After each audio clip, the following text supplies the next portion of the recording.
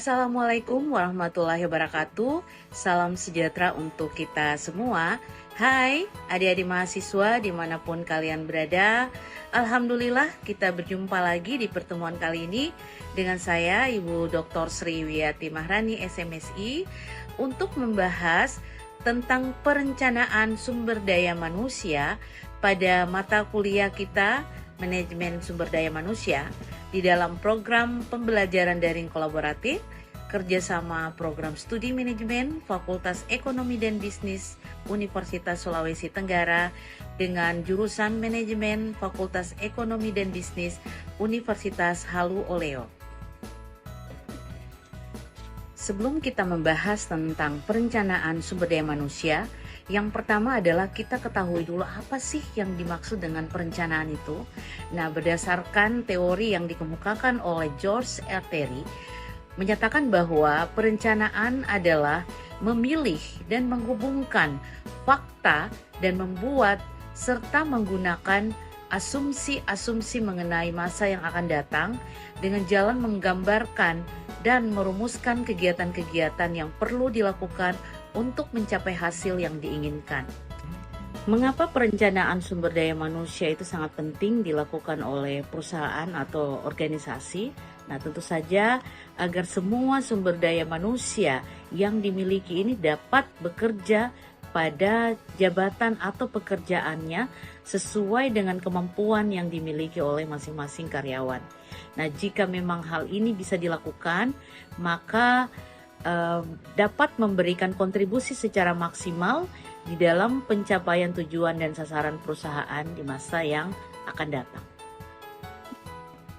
Pastinya sebuah perusahaan tidak akan terlepas dari urusan perencanaan sumber daya manusia karena hal tersebut bermanfaat untuk memberdayakan karyawan dan juga pegawai secara efektif. Selain itu, tanpa adanya perencanaan sumber daya manusia dengan baik, sebuah perusahaan atau organisasi itu tidak bisa bertahan, kemudian mereka tidak bisa berkembang dan tidak dapat maju di masa yang akan datang. Selanjutnya adalah tujuan perencanaan sumber daya manusia. Yang pertama, untuk menentukan kualitas dan kuantitas karyawan yang akan mengisi semua jabatan di dalam perusahaan. Kemudian tujuan dilakukan perencanaan SDM adalah untuk menjamin tersedianya tenaga kerja di masa kini maupun di masa yang akan datang sehingga setiap pekerjaan yang ada itu dapat dikerjakan dengan baik. Yang ketiga adalah untuk menghindari terjadinya mismanagement dan tumpang tindih di dalam pelaksanaan tugas. Kemudian untuk mempermudah koordinasi, integrasi, dan juga sinkronisasi sehingga produktivitas kerja karyawan itu dapat meningkat. Dan yang terakhir adalah untuk menghindari kekurangan atau kelebihan karyawan pada sebuah organisasi atau perusahaan. Nah, selanjutnya bagaimana strategi di dalam melaksanakan perencanaan sumber daya manusia? Apakah rencana tersebut untuk memasuki bisnis baru atau rencana tersebut untuk mengurangi biaya? Kemudian pertanyaan selanjutnya, apakah perencanaan sumber daya manusia ini dapat mengembangkan keterampilan karyawan? Nah, pertanyaan-pertanyaan ini nanti silakan adik-adik mahasiswa menjawab, kemudian nanti mengirimkan di dalam kolom komentar di Spada I-Merdeka Universitas Sulawesi Tenggara. Nah, di dalam strategi perencanaan sumber daya manusia, yang pertama yang harus kita lakukan adalah bagaimana meramalkan permintaan terhadap kebutuhan tenaga kerja.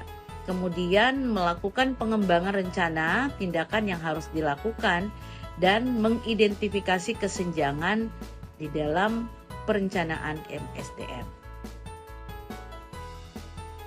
Ada dua metode perencanaan sumber daya manusia yang biasanya dilakukan oleh organisasi atau perusahaan. Yang pertama adalah metode non-ilmiah. Nah, di dalam metode ini, perencanaan sumber daya manusia hanya didasarkan atas pengalaman, didasarkan atas imajinasi dan perkiraan-perkiraan dari perencanaannya. Kemudian metode yang kedua adalah dengan menggunakan metode ilmiah. Nah, di dalam metode ini, perencanaan sumber daya manusia dilakukan berdasarkan atas hasil analisis dari data, kemudian informasi dan peramalan-peramalan atau forecasting dari perencanaannya.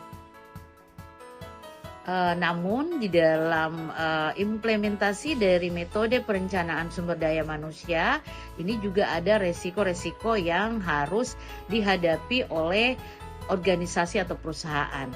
Nah, resiko-resiko di dalam penerapan metode perencanaan sumber daya manusia ini, yang pertama adalah di dalam metode non ilmiah. Nah, resikonya ini cukup besar.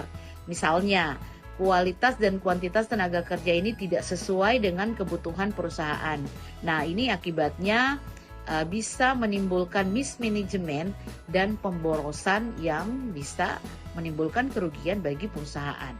Kemudian resiko yang bisa dialami oleh organisasi atau perusahaan dengan menerapkan metode ilmiah di dalam perencanaan sumber daya manusia itu, resikonya dia relatif kecil karena segala sesuatunya itu telah diperhitungkan terlebih dahulu, ya. Karena pada metode ilmiah ini ada data, ada informasi yang memang akurat yang mereka dapatkan, serta para perusahaan dan organisasi ini melakukan analisis yang sangat baik dengan menggunakan data dan informasi yang diperoleh. Demikianlah tadi pemaparan materi terkait dengan perencanaan sumber daya manusia. Apabila ada pertanyaan, silahkan nanti ditulis di kolom komentar pada iMerdeka Unsultra, dan mudah-mudahan apa yang Ibu sampaikan di dalam materi ini bisa memberikan wawasan dan juga ilmu terkait dengan perencanaan sumber daya manusia. Demikian Ibu akhiri dengan ucapan billahi taufiq wal hidayah. Wassalamualaikum warahmatullahi wabarakatuh.